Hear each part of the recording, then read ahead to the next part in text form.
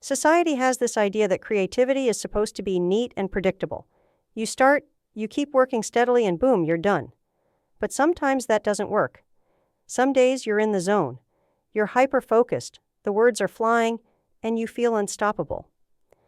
But then there are the other days, the ones where you can barely string a sentence together because your brain just isn't cooperating. Those days make you feel like you're constantly playing catch-up, like you're always behind everyone else. But here's the thing. You're not behind. Your brain just operates on its own rhythm, and that's okay. The real issue isn't you. It's the fact that the world isn't built to accommodate that rhythm. In this video, we're going to dig into why writing feels so hard for us sometimes, and, more importantly, how we can tackle it in a way that works with our brains, not against them. Hi, I'm Devlin Blake, and I'm excited you're here. As a neurodiverse author, I know how overwhelming writing and publishing a book can be, especially with a full-time job and busy life. I once thought I could never be a published author, but everything changed with Amazon Kindle and KDP in 2007. Now, with over 200 books written and ghostwritten, I help neurodiverse writers write better and faster using AI. I'll guide you in writing and self-publishing with confidence, making the process easier and more fun. So, let's throw out this idea that you're failing because you don't fit into the mold of typical productivity. Let's talk about how to work with your brain, not against it, and turn writing into something that's actually fun and sustainable for you. Now, I won't sugarcoat it. Writing is a monumental challenge for anyone. It's your own personal Mount Everest. But for those of us who are neurodiverse, it's more like trying to climb Mount Everest on roller skates. It's not just about getting words on the page, it's about juggling a million mental tasks at once. You're not only writing, you're managing your plot, characters, pacing, dialogue, and structure, all while trying to keep yourself motivated and focused. And when you're dealing with things like ADHD or autism, that mental juggling act feels like, well, too much. Executive dysfunction plays a huge role here. You want to write, you really do, but your brain just can't seem to figure out how to get from wanting to write to actually writing. It's like standing in front of a to-do list that never stops growing. Each time you look at it, the tasks seem to multiply, and soon enough you're overwhelmed before you even begin.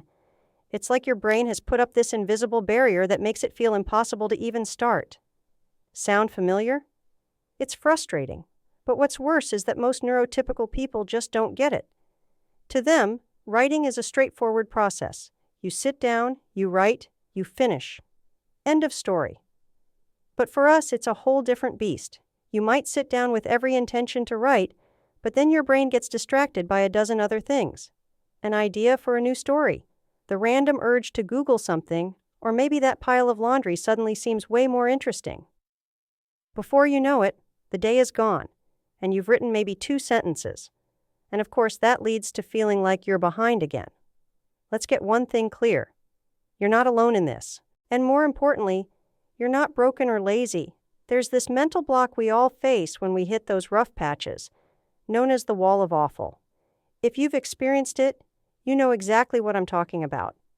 The wall of awful is that mental block that builds up every time you've struggled, missed a goal, or felt like you failed. Maybe you've started projects before and never finished them. Maybe you've missed deadlines or just feel like you let yourself down. Each one of those moments adds a brick to the wall, and before you know it, the wall is towering over you, making it feel impossible to get started. The wall of awful makes it feel like you're stuck. No matter how much you want to write, you can't seem to break through. You sit there, staring at a blank page, overwhelmed by all the times you've tried and come up short. The emotional weight of past failures is crushing, and it's not about lack of discipline or willpower. It's about how much that mental load drains you over time. It can even sneak up on you, especially if you've had a productive streak and then hit a wall. Suddenly, it feels like all that progress was a fluke, and you're right back to where you started. But here's the thing.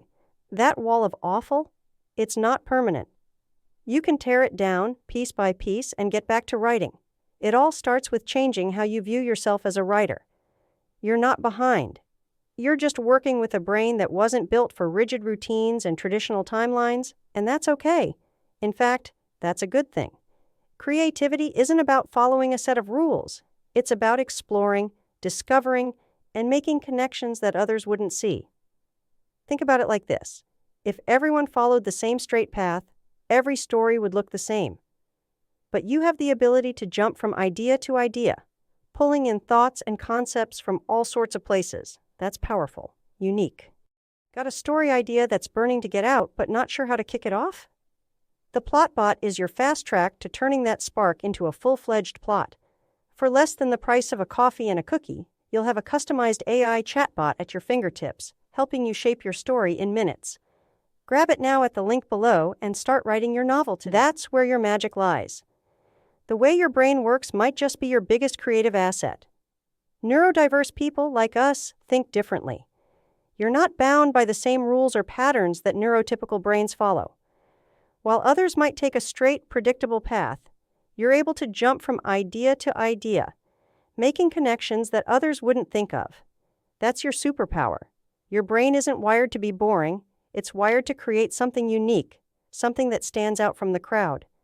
And here's the beauty of writing. It isn't about following someone else's formula.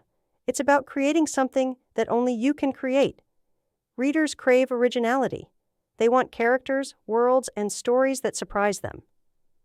And who better to give them that than someone like you, who sees the world through a completely different lens?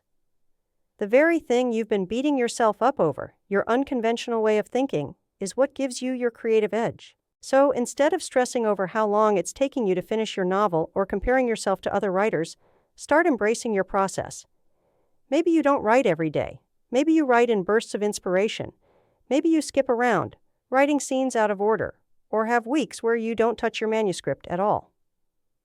Guess what? That's totally valid. There's no right way to write a book. Your process is your process, and it's what makes your writing unique. Now, let's get into some practical strategies to help you finish that novel, without relying on neurotypical advice like setting timers, hitting daily word counts, or sticking to rigid schedules. None of that works for us, so let's focus on what does. One of the most important tools in your writing toolbox is outlining. I know outlining can feel like you're boxing yourself in, but it doesn't have to be that way. Think of it like a roadmap.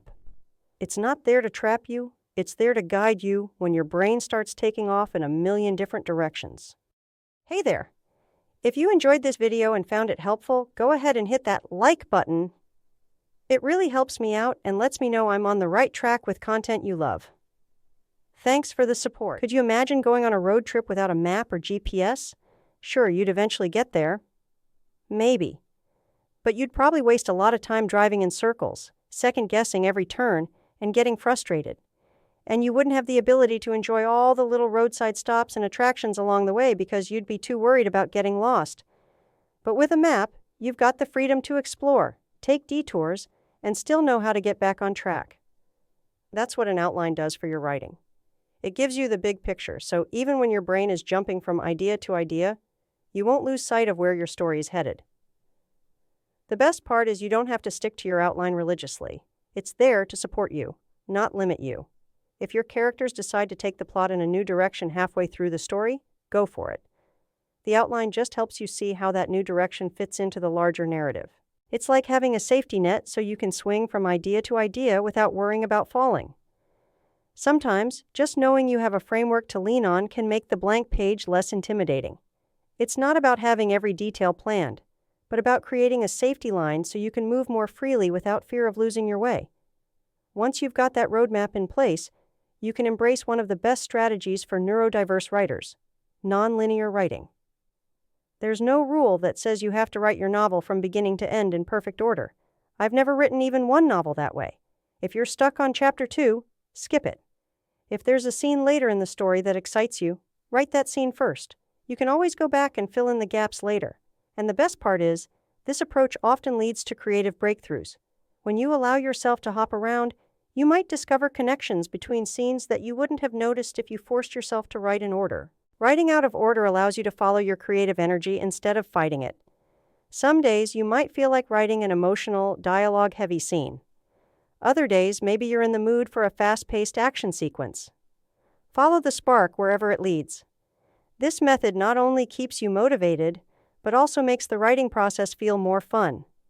This way, You're not forcing yourself to trudge through the parts that feel hard or uninspiring. You're writing what excites you now, and that keeps the momentum going. Think of it like building a puzzle. Some people start with the edges, others with the most colorful pieces. It doesn't matter how you piece it together, as long as you keep placing pieces until the full picture starts to form. And sometimes, writing a scene out of order will inspire new ideas or twists that add depth to your story. You're giving yourself the freedom to explore, and that's where the magic happens. Speaking of momentum, let's talk about sensory triggers. We're already sensitive to sensory stuff, so let's take advantage of it. Got thoughts or questions about the video? Drop them in the comments below. I love hearing what you think, and it helps me create even better content for you. Let's chat. Creating a sensory environment can signal to your brain it's time to write, making it easier to slip into that creative flow. One way to do this is by creating a specific writing playlist, something you only listen to when you're writing. Over time, your brain will start associating those sounds with writing mode. The moment the playlist starts, your brain knows it's time to get to work. You can also use scent to trigger that same response. Light a particular candle or use essential oils when you sit down to write. The smell will cue your brain that it's time to focus. I'm partial to vanilla myself, but you can find a scent that works for you, whether it's citrus, lavender, or something earthy. Even changing the lighting in your space can create a different mood. Soft, warm light can make your writing space feel cozy, while brighter, natural light might help you feel more awake and alert. For example, if you find that your thoughts tend to scatter, using noise-canceling headphones or even listening to white noise can create a more controlled environment for your focus. Similarly, if you're the type who struggles to sit still for long periods, try standing or pacing as you write. Sometimes just moving your body can keep your brain engaged and productive. And here's another strategy for those days when the words just won't come. Talk to text. Because let's face it, sometimes the act of typing feels like a roadblock. Your thoughts are racing, but your fingers can't keep up. And that frustration makes you want to quit before you've even started. With talk-to-text software, you can speak your thoughts out loud and let the words flow naturally. It's a much more fluid way to get your ideas out without the pressure of typing everything perfectly. It also allows for a more conversational tone, which can be especially useful if you're writing dialogue or struggling to find the right words to express a thought. Talk-to-text is also great if you struggle with perfectionism. When you're typing, it's easy to stop and correct yourself, but when you're speaking your ideas, you're less likely to edit as you go. Right now, you're just letting the thoughts pour out. Later, you can go back and refine things. But for now, it's about getting the words on the page and keeping your momentum going. This tool can be a game changer, especially if you feel more comfortable thinking aloud. Now, here's the part that nobody tells you. Resting is part of the creative process. I know it sounds counterintuitive, but one of the best things you can do as a neurodiverse writer is give yourself permission to rest. Creativity isn't a bottomless well. You can't keep pulling from it without giving yourself time to recharge. When you feel stuck or exhausted, step away from the page. Go for a walk, listen to music. Do something that fills your creative tank back up. Even a few minutes away from the screen can make a huge difference. Resting doesn't mean you're failing. It means you're respecting your brain's need for downtime. When you come back to your manuscript after a break, you'll be refreshed and ready to dive back in. Remember, your brain doesn't work like everyone else's, and that's okay. Taking breaks is part of the process. It's how you avoid burnout and keep your creativity flowing. Think of it like letting dough rest between working it. It's not time wasted. It's part of what makes the final product better.